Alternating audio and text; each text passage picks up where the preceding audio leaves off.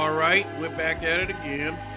Lesson 3 of Hebrew Eschatology. Title of this study, The Removing of the Blindness from Israel.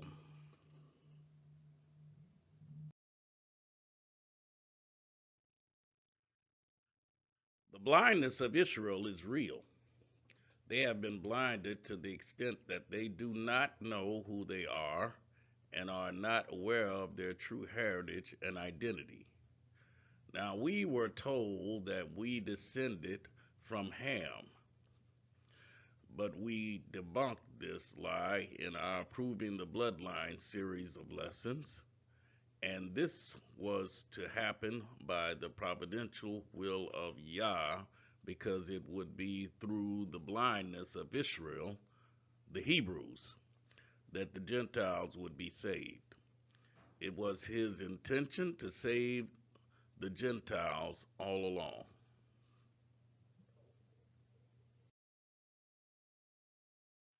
Now remember that the so-called African American people, now known as Negroes, people of color, and black people are the race of people we are actually talking about. They are Israel, or the Jews, or the Hebrews, whichever name is used. All these terms identify the Negro as the children of Israel, the genuine children of Israel that we read about in our Bibles. We are actually reading about ourselves and our ancestors. They are the only racial group of people that were enslaved, scattered among the nations through the transatlantic slave trade, ostracized, ridiculed, hated, and suffered the curses of Deuteronomy 28. Now, we have already demonstrated these facts through our Proving the Bloodline series of lessons. And if you haven't watched that series, please refer or go and view this series if you have not done so. They are to be found in the Proving the Bloodline Facebook group. So what was the extent of Israel's blindness? This is the question that we need to deal with.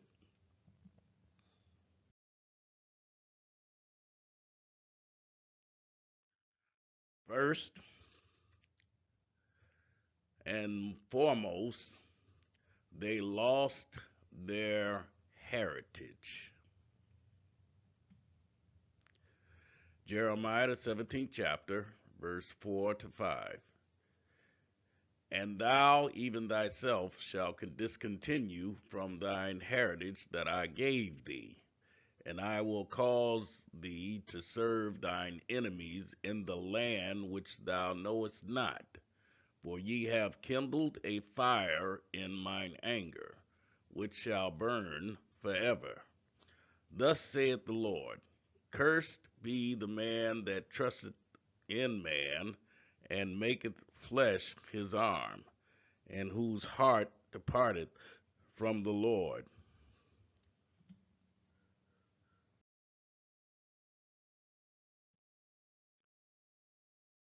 Now, in Genesis, the 12th chapter, 6 to the 7th verse, they lost the land heritage that Yah promised them through Abraham, the father of the Hebrews, that he would make of him a great nation to multiply his seed, so that his seed would have a heritage. And Abram passed through the land into the place of Shechem, into the place of Moreh, and the Canaanite was then in the land. And the Lord appeared unto Abram and said, Unto thy seed will I give this land. And there built he an altar unto the Lord who appeared unto him.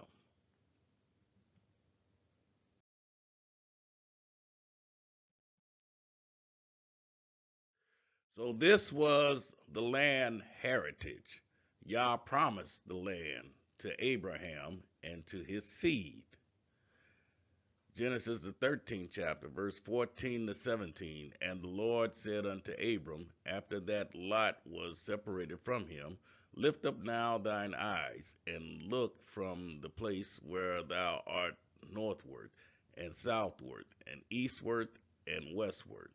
For all the land which thou seest, to thee will I give it, and to thy seed forever. And I will make thy seed as the dust of the earth, so that if a man can number the dust of the earth, then shall thy seed also be numbered.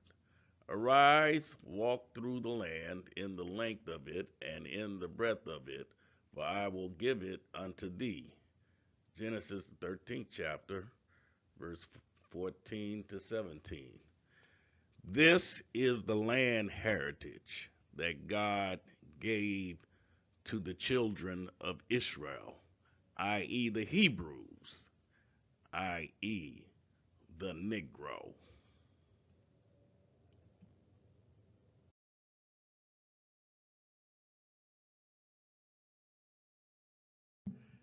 And also Exodus, the 6th chapter, verse 8. And I will bring you into the land concerning the which I did swear to give it to Abraham, to Isaac, and to Jacob, and I will give it you for an inheritance. I am the Lord.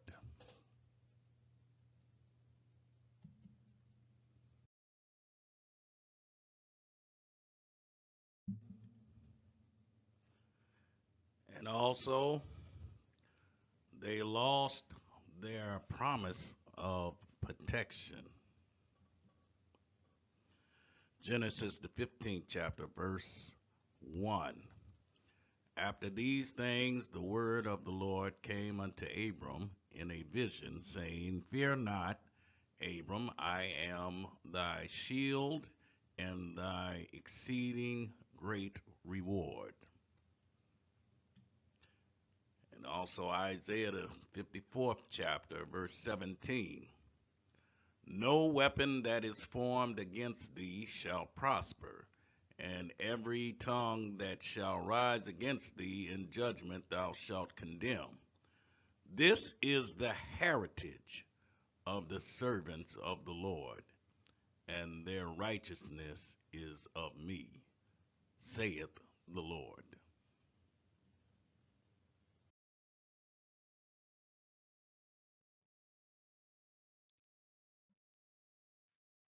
So when will Israel's blindness be removed?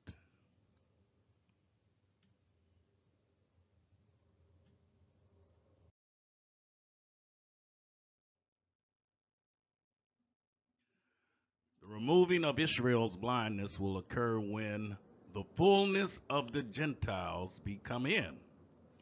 Romans 11th chapter, verse 25.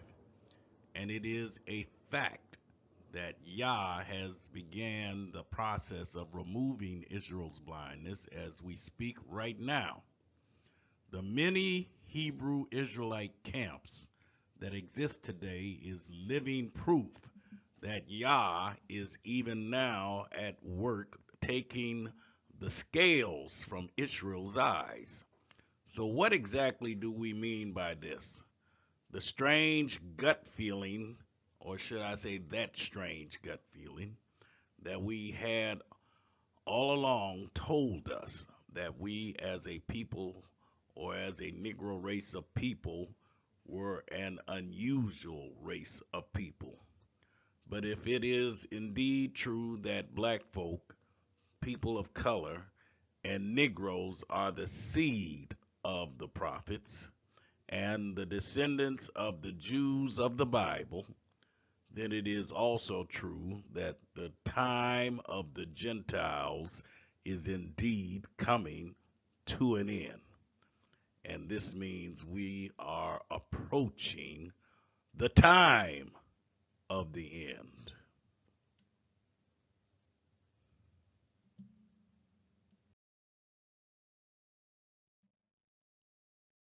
Romans, the 11th chapter, verse 25 to 27. For I would not, brethren, that ye should be ignorant of this mystery, lest ye should be wise in your own conceits, that blindness in part is happened to Israel, until the fullness of the Gentiles be come in. And so all Israel shall be saved. As it is written, there shall come out of Sion the deliverer, and shall turn away ungodliness from Jacob. For this is my covenant unto them, when I shall take away their sins.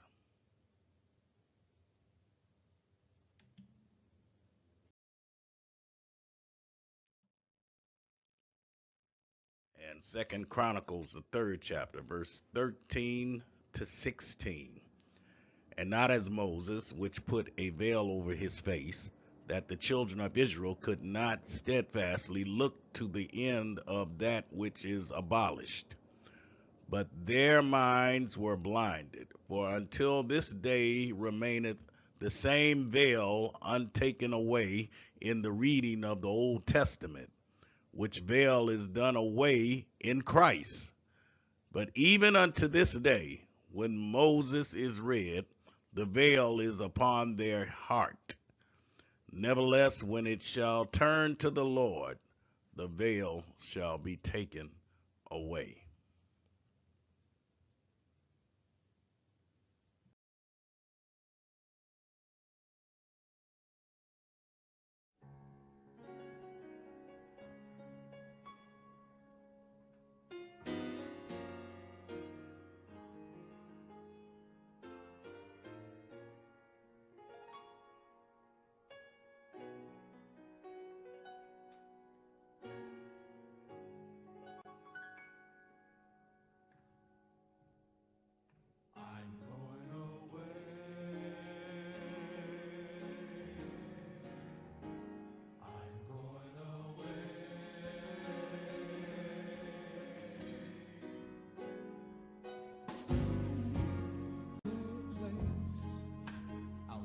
Eternally, a special place